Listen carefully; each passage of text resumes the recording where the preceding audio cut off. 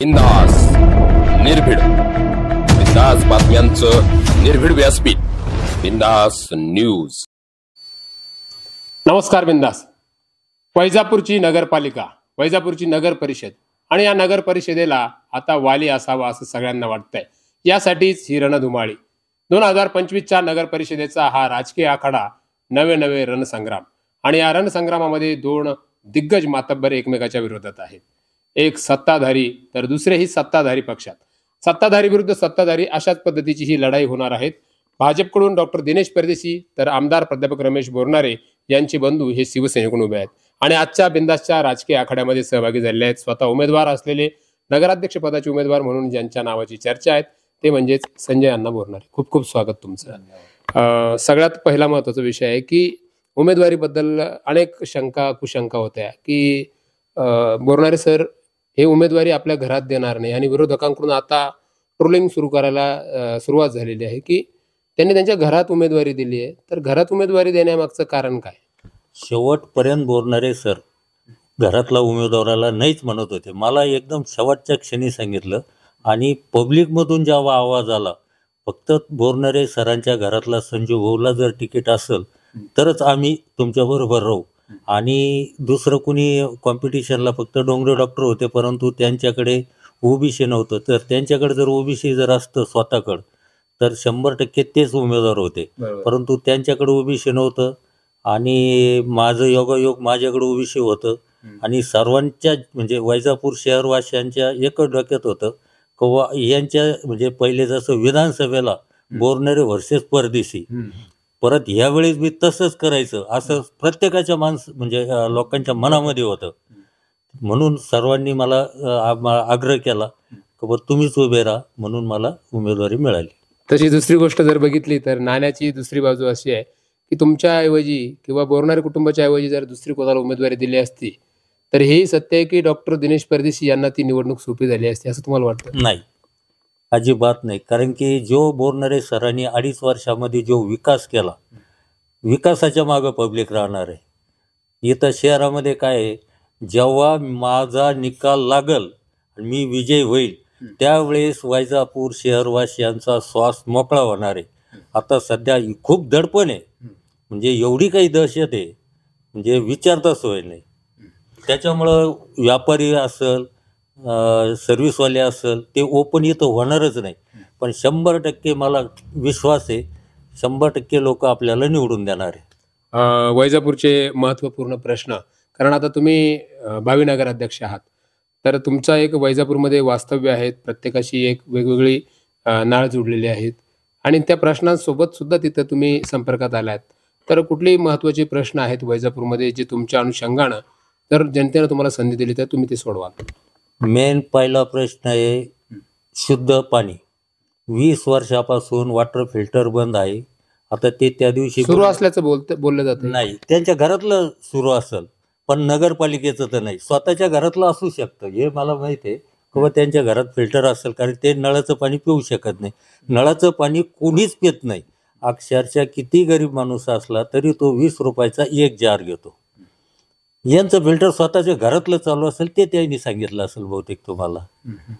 तर त्या फिल्टरसाठी तुमच्या डोक्यामध्ये कुठली संकल्पना आहे की जनतेला शुद्ध पाणी मिळेल?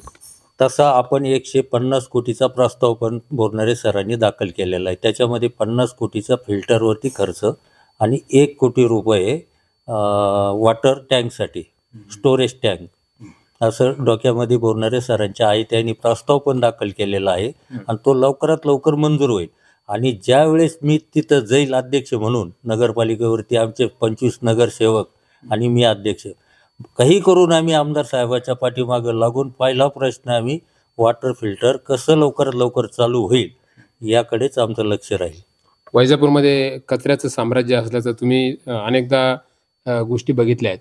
तर समोरच्यांचं म्हणणं असं आहे की प्रशासक काळ होता आणि या प्रशासक काळाच्यामुळं वैजापूरचा कचरा हा वाढला असावा किंवा वैजापूरमध्ये अस्वच्छता निर्माण झाली असावी. तर तुमच्या मते कचरा व्यवस्थापनावर तुमचं मत काय आणि त्या कचऱ्याचं व्यवस्थापन करण्यासाठी तुमच्या वतीनं काय संकल्पना आहे की ती तुम्ही राबवाल? हे स्वतः प्रशासनावर एक खापर पडू लागले. तुम्ही त्यांचे हे करा, हे टेंडर 27 लाख रुपये महिन्याला स्वच्छतेवरती खर्च होतो. यांचे तिथं मजूर 34 ते 35 रोजंदारीवर होते. त्यांना 300 रुपये रोज होता आणि इकडून टेंडर हे 27 लाख रुपये महिन्याला ते काढत होते स्वच्छतेसाठी. स्वच्छतेसाठी. अच्छा. तर मग हा सगळा जो आणि आता हे फक्त खापर फोडू लागले का प्रशासन आहे. अवाक्य 5 वर्षापासून हेच चालू आहे. हं? 5 वर्षापासून स्वच्छता म्हणजे प्रत्येक रोडवरती पहा तुम्ही, गंगापूर रोडवरती पहा, अग्रवालच्या दुकानाच्या पुढे गेले का तिथं कुणी असं वाटेल की इथं डम्पिंग ग्राउंडच आहे काय. अक्षरशः मी मस्की रोडला 3 दिवसापूर्वी माझं स्वतःचं JCP बोलून पूर्ण कचरा उचलून घेतला. अच्छा. परंतु या कचऱ्यावरती परमनंटली काहीतरी विलाज असायला हवा, तर त्यासाठी काय संकल्पना? आपण त्यासाठी एक कचरा डेपो तयार करणार, त्याच्यावरती काहीतरी आपण प्रक्रिया वगैरे हे काही होतं का काय ते बघू. आणि ऑलरेडी आता तिथं बेलगाव रोडला आहे, परंतु तिकडं न्यायचं तर यांच्याकडे ड्रायव्हरच नाही. अच्छा. कचरा यांच्याकडे जे स्वच्छतेचे लोक आहे, यांच्या घरामध्ये अक्षरशः 4-4 लोक काम करतात, नगरपालिकेचे कर्मचारी. हे पण मला माहीत आहे. त्यांचा पगार नगरपालिकेच्या स्वच्छते विभागाकडून काढता आणि घरामध्ये भांडे साफसफाई करायला यांचे 4 कर्मचारी आहे. हे कित्येक वर्षापासून आहे, 20 वर्षापासून आहे. अच्छा. अक्षरशः तुम्हाला सांगतो यांच्या गाडीचा डिझेल सुद्धा नगरपालिकेच्या अकाउंटमधून भरल्या जातं. अच्छा. इथपर्यंत सगळ्या हो. गोष्टी आल्या आहेत. तर आणि हे लवकरात लवकर तिथे गेल्यानंतर पहिले मी या अंडरग्राऊंडमध्ये कोणत्या ठिकाणी ढापे आहे आणि त्या ढाप्याला याने अक्षरशः आतून प्लास्टर नाही, काहीच नाही, बांधकामांवरून ढापा ठेवून दिला, ढाप्याचे पेमेंट काढून घेतलेलं आहे. ड्रेनेज लाईन सर्वात म्हणजे पहिलं तर टेन्शन आम्हाला हे का याने ही 36 कोटीची योजना 105 कोटीवर नेली आणि ती पूर्ण फेल झालेली आहे. ते पूर्ण आम्हाला ती दुरुस्त करावं लागेल. आता मी प्रत्येकाला विचारतो, बाबा तुझा बंगला किती आहे? तो म्हणतो 2000 स्क्वेअर फूट. तुझं बांधकाम किती? तो म्हणतो 2200-2300, कोणी 1800 सांगतं. त्याला विचारतो मी याच्यामध्ये टॉयलेट बाथरूम किती? सहज प्रत्येक जण म्हणतो 3 आहे 4 आहे. आता त्याला मी हे पण विचारतो की बाबा मग तुमचे 3 टॉयलेट बाथरूम आहे तर तुम्ही आउटलेट किती इंच पाईप टाकलेला आहे? प्रत्येक जण 4 इंच सांगतोय. अच्छा. आणि याईने अख्ख्या कॉलनीचं पाणी 6 इंचामधून घेतलेलं आहे. आता कॉलनी 8 एकरची असेल 10 एकरची, तरी प्रत्येक ठिकाणी यांचा 6 इंचापेक्षा एकही ठिकाणी पाईप मोठा नाही. आता तुम्हीच विचार करा का बा 6 इंचामधून पाणी बाहेर जाईल कसं? अच्छा. म्हणजे ते ड्रेनेज लाईनचं एक मोठं द्रुतक म्हणावं लागेल की हो. त्यामध्ये एक लोकांना जी अपेक्षा आहे की जे एका घरामध्ये जर 4 इंच पाईप आहे तर तो एक्स्ट्रा असायला पाहिजे, असं तुमचं मत आहे. तर दुसरा एक महत्त्वाचा आरोग्याचा विषय येतो वैजापूर शहरामध्ये. ग्रामीण रुग्णालय तर आहेच, परंतु नगरपालिका एक हक्काचं रुग्णालय आहे जनतेसाठी. तर तिथं आजही MD डॉक्टर नाही अशी टीका होते. तर त्या पहिले जेव्हा 15-20 वर्षापूर्वी म्हणजे खूप मोठं चांगलं त्यांचं भगवान महावीर हॉस्पिटल होतं नगरपालिकेचं, परंतु काय झालं तिकडं पूर्ण दुर्लक्ष झालं. आत्ता मी 10-12 दिवसापूर्वी तिथं गेलो होतो. अक्षरशः तिथं काहीच राहिलं नाही. नाही तर पहिले तिथं 9 ते 10 रोज डिलेवरी होत होत्या गोरगरिबांच्या, पण आता तिथं महिन्याला एकही सुद्धा डिलेवरी होत नसेल, कारण तिथं डॉक्टरच राहिले नाही. आता हे पण पाहावं लागेल, डॉक्टरचे नुसते पेमेंट काढलं जातं. बरोबर आहे की नाही? बऱ्याचशा ठिकाणी आता मी गेल्यानंतर आज मी तुम्हाला काही बोलू शकत नाही, परंतु एवढा काही गोंधळ करून टाकलेला आहे. मी सगळं हळूहळू तुम्हाला सगळं देईल तुम्हाला काय काय गोंधळ आहे. कारण की मला पहिले तिथं गेल्यानंतर नगरपालिकेच्या ज्या शाळा पहिले चांगल्या होत्या, कारण माझी तर काही स्वतःची शाळा नाही आहे, बरोबर आहे. मी पहिले काय करेल, जेवढ्या नगरपालिकेच्या शाळा आहे त्या दुरुस्ती करेल आणि त्या चांगल्यात चांगल्या तिथं लोक ॲडमिशन कसे घेतील मुलांचे त्यासाठी मी प्रयत्न करेल. आता यांचं कसं होतं, यांचा शाळेचा मेन व्यवसाय आहे. यांना असं वाटलं नगरपालिकेच्या जर शाळा जर चांगल्या झाल्या तर मग आपल्याकडे ॲडमिशन कसे होतील. अच्छा. तसं आमचं काहीच नाही आहे. आमची ना शाळा ना कॉलेज, बरोबर आहे की नाही? हा त्यांचा धंदा आहे, त्याच्यामुळे ते नगरपालिकेच्या शाळेकडे त्यांनी दुर्लक्षच केलं. वैजापूर शहरामध्ये आपण वेगवेगळ्या ठिकाणी फिरतायत, तर लोकांच्या अशा प्रतिक्रिया आहेत की जर बोलणारे सर्व उपलब्ध नसतील तर त्यांची जी काही कामाची पद्धत आहे की त्यांच्या बाबतीत जनतेच्या ज्या समस्या आहेत त्या सोडवण्यासाठी तुम्ही उपलब्ध असता, असं त्या जनतेचं म्हणणं आहे. तर आणखी तुम्ही आता प्रभागात जाताय, डोर टू डोर फिरताय, प्रत्येकासोबत बोलताय, भेटताय. तर या निवडणुकीकडे लोक कशा अँगलने बघतायत, काय सांगा? हबा मी कमी बोलतो, काम जास्त करणारा माणूस आहे बरं का. पहिली गोष्ट, आता मी माझं हे नाही सांगत, परंतु मी 8 दिवसापासून प्रचाराच्या निमित्ताने बऱ्याच ठिकाणी गेलो. नंबर 1 असेल कादरीनगरमध्ये गेलो, मोंढ्यामध्ये गेलो, इथं आपलं पंचशीलनगरमध्ये गेलो, दत्तनगरमध्ये गेलो. ज्या ठिकाणी जे पहिले अध्यक्ष होते 20 वर्षापासून, त्या ठिकाणी ते आजपर्यंत गेले नसतील त्या घरापर्यंत, तिथं मी गेलेलो आहे. कारण की इतकी वाईट परिस्थिती काही काही ठिकाणी, लोक राहत्याच कशी आहे मला तिथं समजलं. म्हणजे असं वाटलं की काय लोकांची हे हाल आहे. तुम्हाला ही लढाई जितकी वाटते तितकी सोपी आहे असं वाटतं का? कारण बाळासाहेब संचेती, अखिल शेठ, त्याबरोबरच वाणी परिवार, याबरोबर डॉक्टर दिनेश परदेशी, ठोंबरे कुटुंबीय, या सगळे जे काही मातब्बर नेते मंडळी आहेत, यांची एक युती पाहायला मिळते. आणि या सगळ्या ताकदीच्या विरोधात बोरणारे परिवार हा कुठल्या विश्वासावर, कुठल्या सहाऱ्यावर यांना टप देणार? तेव्हा हे विधानसभेला हे तिकडंच होते, जे तुम्ही हे 4-5% नावं घेतले, हे काही त्यावेळेस पण आमच्याकडे नव्हते, बरोबर आहे.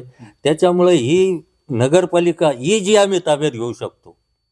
आणि हे लोकांच्या भरोसे, यांच्या मागं पब्लिक नाही आहे बरं का. यांच्या राहणीमानावरून यांना पब्लिक चॉईस करत नाही. आता तुम्ही मी त्यांचे नाव सुद्धा घेऊ शकत नाही बरं का. जो माझा क्लासमेट आहे त्याचं तुम्ही एक जणाचं नाव घेतलं, त्याला म्हणा तुला तो स्वतः काय म्हणतो, हे माझं वैजापूर आहे, मी या शहरातला आहे. अरे आम्ही काय बाहेरचे थोडीच आहे का? तू जर तुझ्या शहराचा आहे, तू आतापर्यंत मोंढ्यामध्ये कादरीनगरमध्ये गेला का? ते नगरसेठ आहे, नगरसेवक नाही होऊ शकत. ते नगरसेठ राहू शकता, पण नगरसेवक नाही होऊ शकत. दुसरा एक आरोप झाला आहे काल, अविनाश पाटील गलांडे यांनी बोलता बोलता सांगितलं होतं. त्याबरोबरच आणखी काही विरोधकांचे जे पदाधिकारी आहेत त्यांनी सुद्धा सांगितलंय की आमदार बोरणारे असेल, संजय बोरणारे असेल, यांनी एकेका घरामध्ये 2-2 उमेदवार दिलेले आहेत. असे काही प्रभाग आहेत. तर हे कितीपत सत्य आहेत, आणि जर ते सत्य असेल तर असं का? बरं, मग त्यांना चालतं का? कधी नवरा कधी बायको, कधी नवरा कधी बायको, मग बाकी यांच्याकडे दुसरं कुणीच नाही का? ते दोघं जण आहे का नवरा बायको अध्यक्षासाठी? बोरणारेचं तरी आमदार वेगळा, नगराध्यक्ष वेगळा होणार आहे. मग त्यांच्यात कसं आहे, त्यांचं चालतं का? आणि तुम्ही ज्याचं नाव घेतलं ना, तो महागद्दार आहे. सर्वात जास्त उठाव झाल्यानंतर तो गद्दार म्हणणारा, तो महागद्दार झाल्यावर आमचा तो तिकडे गेल्यामुळे आमचा तो पण एक शब्द पुसून गेला गद्दारीचा. तुम्हाला गद्दार म्हणणार कोणी राहिलं नाही. तोच भामटा होता सर्वात जास्त. आणि येईल योग, त्याच्यावर 2 महिन्याने आहेच तो बी आमच्या समोर. तो मालगाव गटाचा विषय असणार आहे. तर त्यासाठी सुद्धा निश्चितच तिथं एक वेगळी ताकद लावल्या जाणार आहे. त्यासाठी सुद्धा काही समीकरण तयार असणार आहे 100%. जसं वैजापूरला अचानक नाव आलं, अगोदर बरेचसे लोक खुश होते, आता कोण नाही, वन वे होणार, कोणी नाही, वन वे होणार. आता का घाबरट झाली, का कोर्टात गेले? त्यांना जर असं वाटतं ना का आपण शहरातला आहे, अहो एक ग्रामीणचा मुलगा संदीप बोर्डे, त्याचा फॉर्म उडवण्यासाठी तुम्हाला एवढे आतून हात प्रयत्न करावे लागले. आजच आमचा त्याच्यात विजय, आजच संदीप बोर्डे विजय झालेला आहे. कोर्टामध्ये गेल्यामुळे त्यांना विजय मिळाला असं तुमचं म्हणणं आहे? 100%. आणि अशाच जर गोष्टी सुरू राहिल्या तर आता एक 8-10 दिवस राहिला आहे, प्रचाराचा वेळ थोडक्यात राहिला आहे, तर लोकांच्या मनामध्ये ऐन वेळेला संभ्रम तयार होऊ शकतो असं तुम्हाला वाटतं का? की लोकांनी मनामध्ये एक वेगळं त्यांचं ठरवून ठेवलंय की आपल्याला या माणसाला मतदान द्यायचंय, का संभ्रमात जातील? तेव्हा आता सर्व शहरातील जनतेने ही निवडणूक हातात घेतलेली आहे. त्यांनी 20 वर्ष ज्यांनी नगर पालिकेवरती सत्ता राबवली त्यांचे कामं पाहिले, आमचे 2.5-3 वर्षामध्ये आमदार बोरणारे सरांचे कामं पाहिले. तर लोक आता चॉईस करणारे, ही पब्लिक आता म्हणजे कोणाचंच काही ऐकणार नाही, विकासाला 100% मतदान करेल. चला, शेवटी जाता जाता महत्त्वाचा आणि सगळ्यात निवडणुकीमध्ये राबवला जाणारा तो एक सल्ला आणि संवाद असतो. तर वैजापूर शहरामधील जे काही मतदार बंधू आहेत, मतदार माता भगिनी आहेत, त्यांच्यासाठी तुमच्या वतीनं कुठला महत्त्वाचा संदेश दिला जाईल? कारण चर्चा अशी होते की ही निवडणूक शेवटच्या क्षणाला पैशावर जाईल. नाही, आम्हाला तर काही पैसे वाटायची गरजच नाही बरं का. त्यांनी आता तुम्हाला कळलं, विधानसभेला त्यांनी काय काय नाही केलं बरं का. आणि आम्ही आहे ना पब्लिकमधले, त्याच्यामुळं आम्हाला पैसे वाटायची काहीच गरज नाही. पैसे त्याला वाटावं लागणार आहे. जनतेला काय संदेश द्याल शेवटी जाता जाता? निवडणुकीच्या निमित्तानं जनतेसाठी काय सल्ला असेल तुमचा? लोकांनी काय विचार करून मतदान केलं पाहिजे? विकासाला मतदान केलं पाहिजे. येणाऱ्या काळामध्ये नगराध्यक्ष म्हणून जनतेनं तुम्हाला जी संधी दिली, तर त्या संधीचं सोनं करून जनतेसाठी पहिल्या जे काही 1-2 वर्ष असणार आहेत, त्या 1-2 वर्षामध्ये महत्त्वाचे कुठलं काही असा अजेंडा तयार आहे तुमच्याकडं, की त्या अजेंडाच्या अनुषंगानं तुम्ही काम कराल? मी तुम्हाला पहिलेच सांगितलं ना, वैजापूर नगरपालिकेच्या जेवढ्या शाळा आहे तिथं जास्तीत जास्त गरिबाच्या मुलांनी कसं ॲडमिशन घेतलं पाहिजे, पहिले शाळा सुधारण्याचा मी प्रयत्न करणार. त्याच्यानंतर दुसरा प्रश्न स्वच्छतेचा आहे, वॉटर फिल्टरचा आहे, भरपूर आहे असे. प्रत्येक समाजाला तर बोरणारे सरांनी मंगल कार्यालय वगैरे दिलेले, सामाजिक सभागृह वगैरे. डबल ताकद तयार होणार आहे असं जर झालं, नगराध्यक्ष आणि आमदार, कारण सरांचं एक वाक्य आहे पहिल्यापासून, ज्याचा आमदार त्याचाच नगराध्यक्ष, असं जर झालं तर डबल ताकद होईल आणि कुणाच्या पाया पडायची गरज राहणार नाही असं. डबल ताकद नाही, विकास होईल. अच्छा. 100% विकास होईल.